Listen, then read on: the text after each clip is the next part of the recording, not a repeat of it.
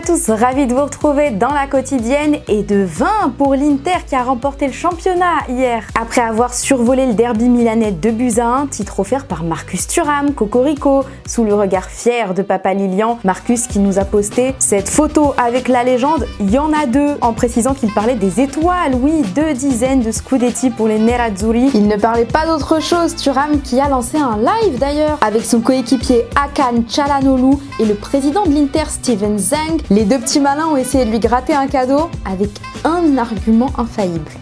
Someone write Chala and Thuram €0. Yeah, President €0. Ah, President. You know it's not €0. You know it's not zero. President. Yeah. It's €0. Okay. We knew you can have a gift. It's a mistake. Yeah. There's a 30k people in this chat right now. Everybody just keep hearing me. I got 2 players with €0. Et il a pété les plombs, Marcus. En tout cas, c'était la fête à Milan. La joie pour tout le monde, sauf Denzel Dumfries qui s'est pris un rouge dans le temps additionnel. Le gars a toujours un visage tellement serré qu'on doit mendier pour lui décrocher un sourire. Primo scudetto e abbiamo raggiunto un momento storico perché ci sarà la seconda stella per l'Inter. Sui social si scherza, si dice sempre che tu non sorridi mai. Facci vedere che sorridi oggi, che sei felice. But how many times I smile? You give the answer for the people, please. No, that's not true.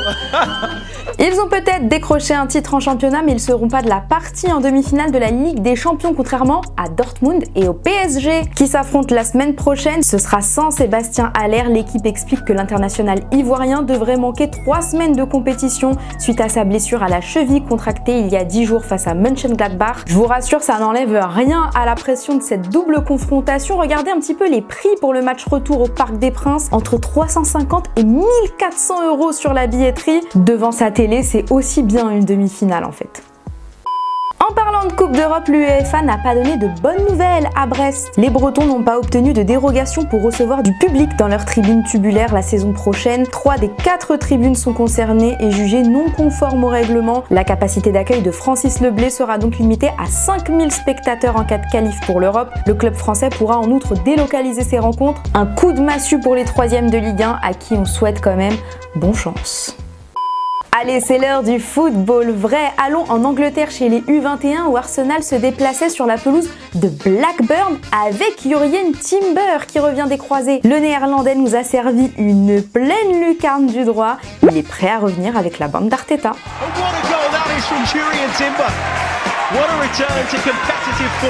En Suisse, Zurich recevait Saint-Gall et match interrompu pour cause de neige. Alors pour que les joueurs puissent avoir un terrain praticable, les ultras zurichois se sont mués en déneigeurs de l'extrême et ont tout déblayé seuls. Joli geste, mais ça n'a pas empêché Zurich de perdre 1-0.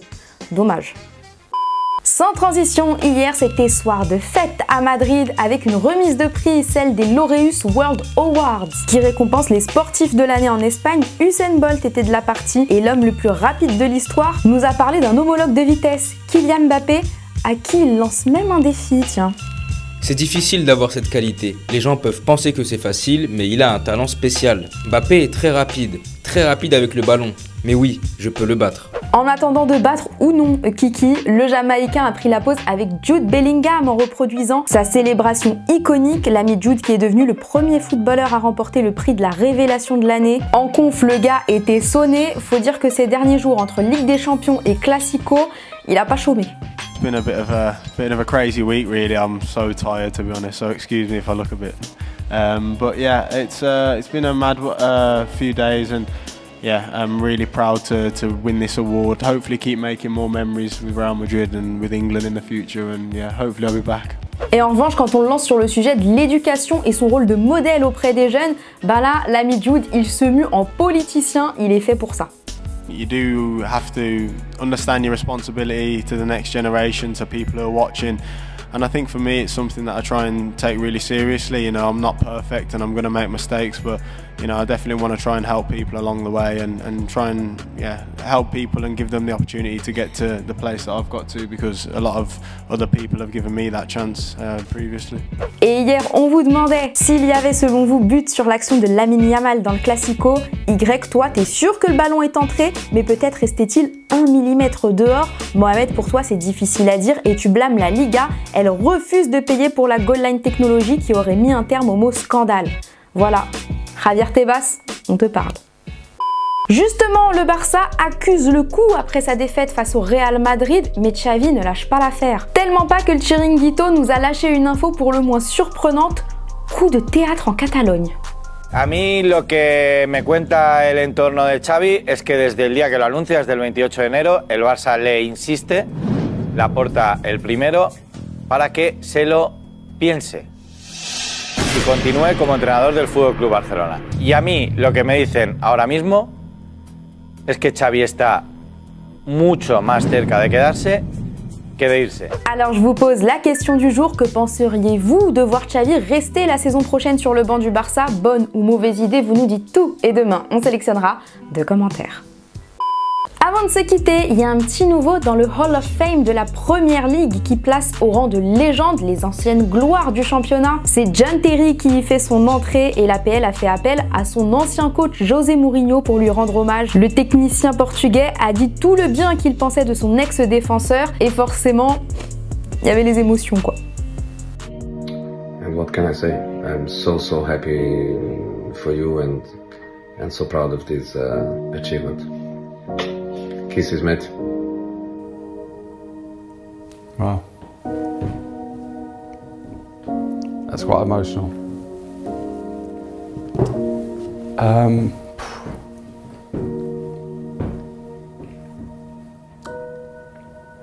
Sorry.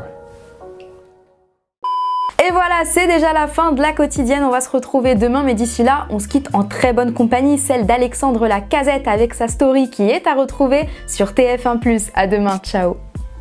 Beaucoup de personnes me pensaient fini, me se disaient que j'allais pas réussir, que le club faisait une erreur, et j'avais envie de démontrer que non, je suis pas fini, je suis encore là, et que si Lyon fait encore appel à moi, c'est qu'ils ont raison.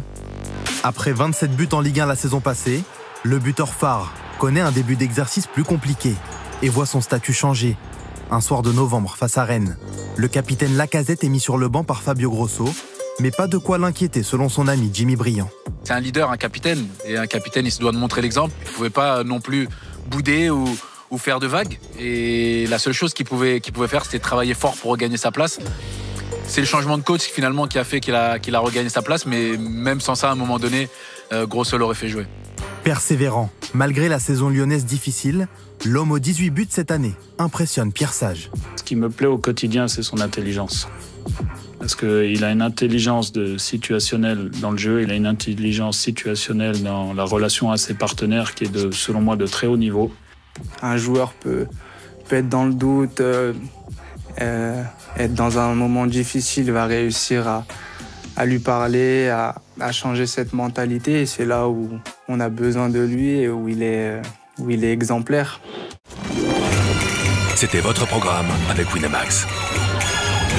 Winamax, le plus important, c'est de gagner.